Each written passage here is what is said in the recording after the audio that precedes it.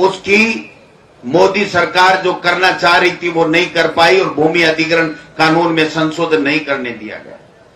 जब सेना के शौर्य के पीछे छुप करके दूसरी बार वो लोग सत्ता में आ गए, ने 5 साल का हिसाब दिया और उसके बाद में जो किसान के साथ में अन्याय और अत्याचार और जो उनके हितों के ऊपर कुठाराघात होने लगा, उसकी लंबी श्रृंखला है। मैं ज्यादा लंबी चौड़ी बात नहीं करूंगा, लेकिन एक बात कहना चाहता हूं कि ये 3 काले कानून किसने मांगे थे? किसी किसान नेता ने नहीं मांगे, किसी एमएलए ने नहीं मांगे, किसी एमपी ने नहीं मांगे, किसी पॉलिटिकल पार्टी ने नहीं मांगे।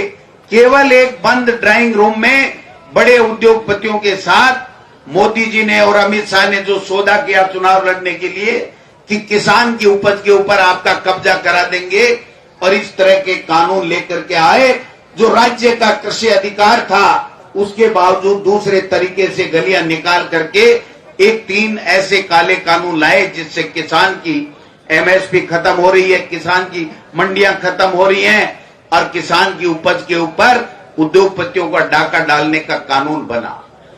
उस कानून को समाप्त कराने के लिए, वापस कराने के लिए देश का किसान 10 महीने से आंदोलन कर रहा है, लेकिन इस 10 महीने के आंदोलन में 4 बार वार्ताएं जरूर हुई है, लेकिन किसान की सुनने के लिए, किसान की बात मानने के लिए मोदी जी, अमित शाह और केंद्र के कृषि मंत्री तैयार नहीं हुए।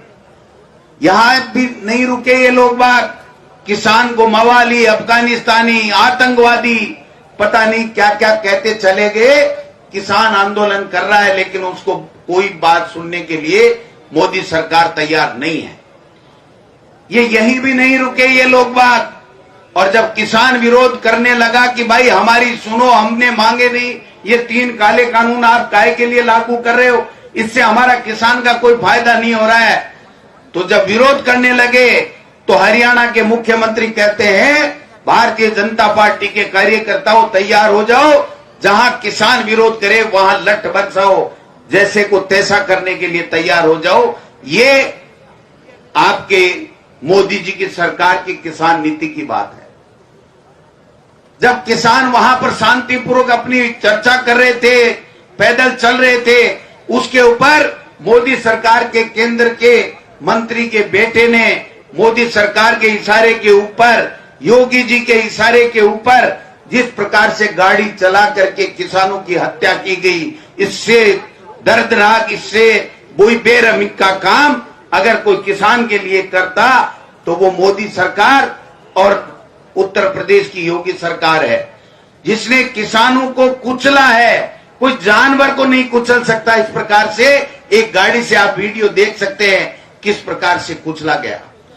जब प्रियंका जी वहां से रवाना हुई तो उनको डिटेन किया गया, रोका गया और एक ऐसी जगह पर वहां पर रखा गया कैद करके, जहां न टॉयलेट है, न पानी है, न बिजली है, न बैठने के लिए चटाई है। वो सहन किया। राहुल गांधी जी जब चले उनको रोकने की चेष्टा की गई। हमारे 3 विधायकों के साथ में धौलपुर बॉर्डर के ऊपर रोहित बोरा जी, दानिश जी और चेतन जी ने वहां पर धरने प्रदर्शन किया।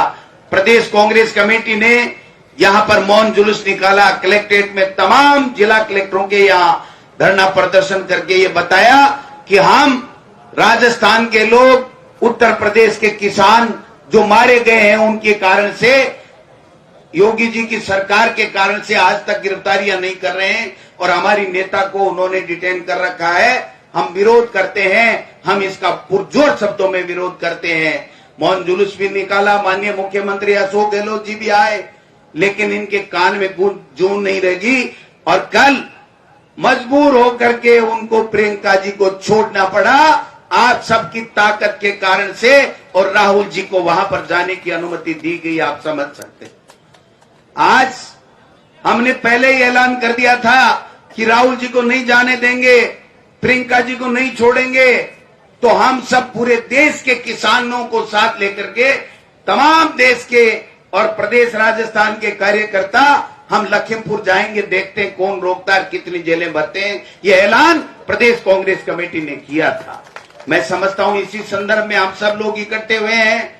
मैं निवेदन करना चाहता हूं, ये जिस प्रकार का शासन दे रहे हैं, चाहे योगी जी हो चाहे मोदी जी हो, जब हमारी कांग्रेस पार्टी और हमारे देश के महान नेता जब देश को आजाद करा रहे थे, तब जब अंग्रेजों ने जुल्म नहीं किए थे, उससे ज्यादा जुल्म आज हिंदुस्तान में और उत्तर प्रदेश में किसानों के साथ में हो रहे हैं।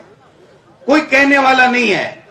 मैं समझता हूं कि महाराज साहब सही कह रहे थे कि खाद की किल्लत की जा रही है। जिस प्रकार केंद्र की सरकार हमारे समर्थन मूल्य के ऊपर जो किसान की फसल खरीदने की बात कर रही थी, वो फसल नहीं खरीद रहे हैं, उल्टे एमएसपी खत्म करने की बात कर रहे हैं, हमारी मंडी व्यवस्था को खत्म करने की बात कर रहे हैं।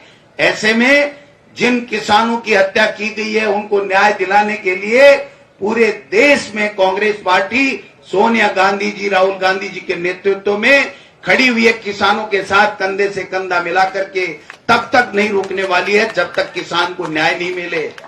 जब तक हम लोग नहीं रुकने वाले हैं, आंदोलन हमारे जारी रहेंगे जब तक ये इनके खिलाफ कार्रवाई नहीं कर देते।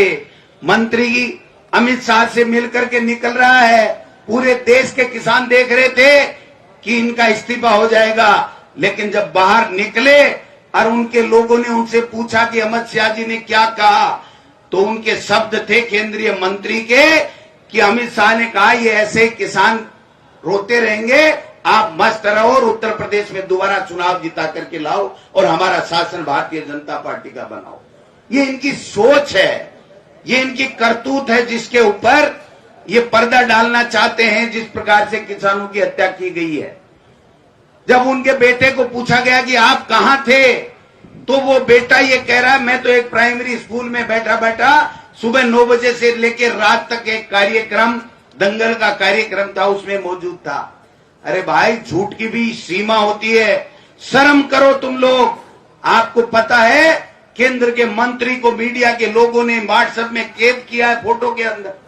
केंद्र के मंत्री के की गाड़ी के नंबर है, गाड़ी है, वो ये कह रहे हैं कि मेरा ड्राइवर उप मुख्यमंत्री को लेने गया था। मैं समझता हूं इससे बड़ा झूठ देश में कोई हो नहीं सकता। उत्तर प्रदेश का एक केंद्र में बना हुआ मंत्री और उसका बेटा जिस प्रकार की झूठी बातें कर रहे हैं, जो बेलानी की बातें कर रहे हैं, मैं पूछना चाहता हूं मीडिया के माध्यम से कि आज तक वो गिरफ्तारियां क्यों नहीं हुई? जिसने गाड़ी चलाई किसानों के ऊपर, वो आज तक क्यों नहीं हुई? ये पूछना चाहता हूं मैम। हम लोग सिर्फ और सिर्फ एक ही बात पूछते हैं कि आप कार्रवाई कब करोगे। पहले हमारे मुद्दे किसान की न्याय के साथ साथ ये भी थे कि प्रियंका जी को रिहाई किया जाए।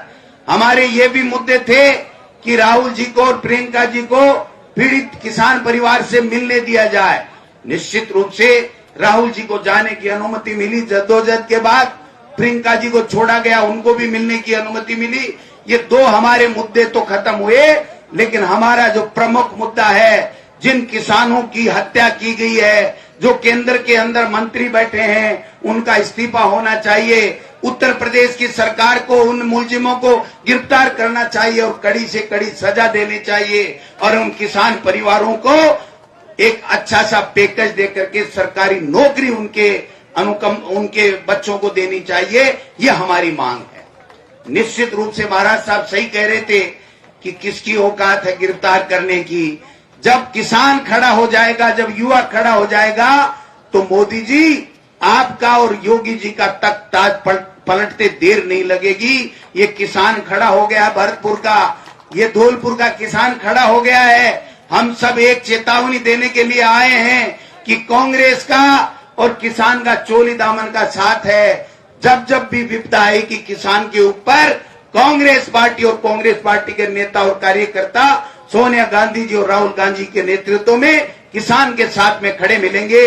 ये आह्वान करने के लिए मैं आपके साथ में यहां पर उपस्थित हुआ हूं। मैं कहना चाहता हूं कि हम लोग फिजा नहीं बिगाड़ना चाहते।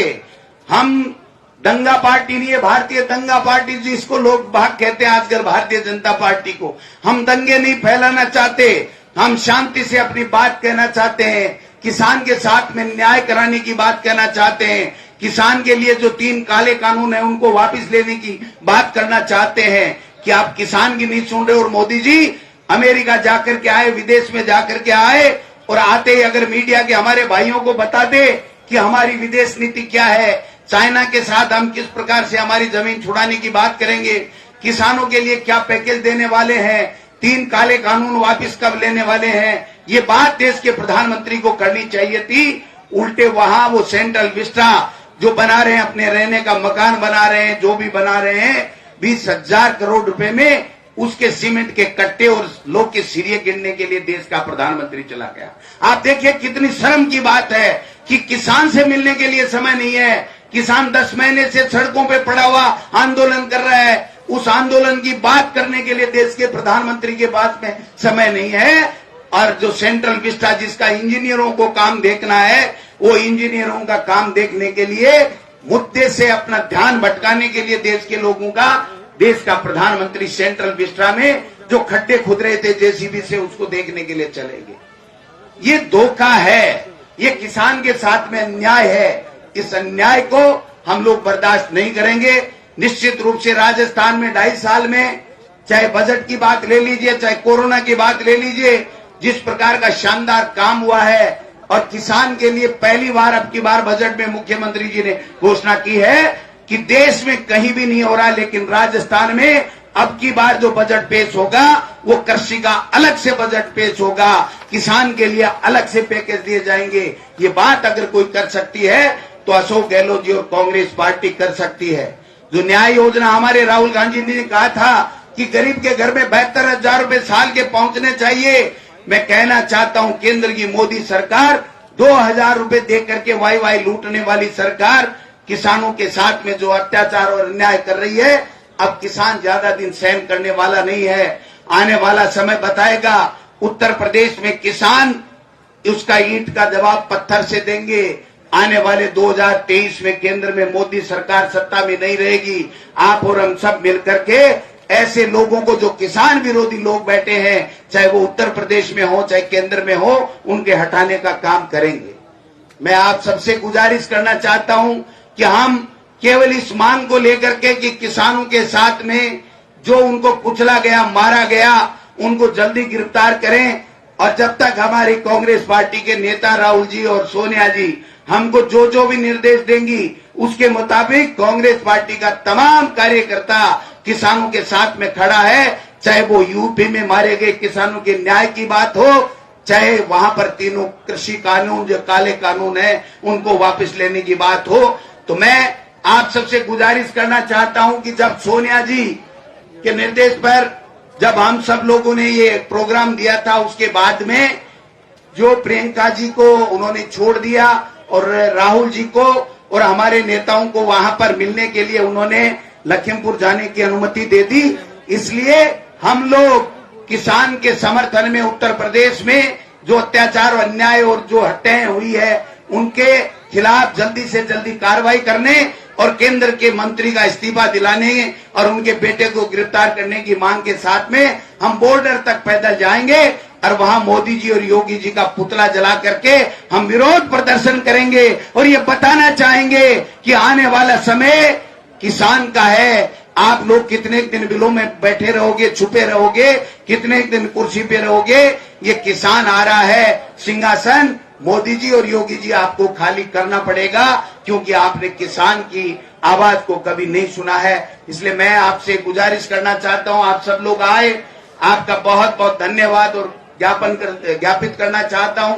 और तमाम जो नेता यहाँ पर एमएलए वगैरह सब आए हैं, इनको भी मैं धन्यवाद देना चाहता हूं। हम पैदल चलेंगे और बॉर्डर के पार वहां पर पुतला जला करके हमारा जो कार्यक्रम है वो करेंगे, उसको सफल बनाएं। धन्यवाद। जय हिंद, जय भारत।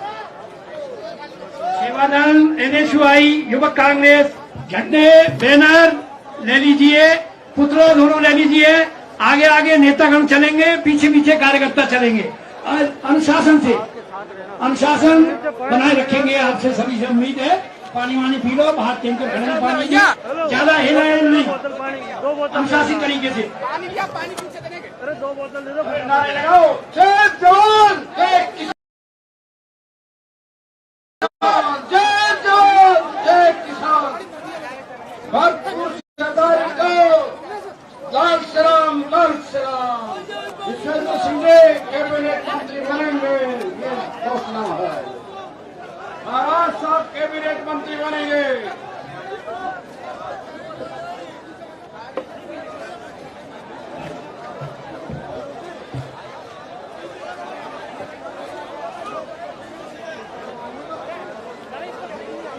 कर दो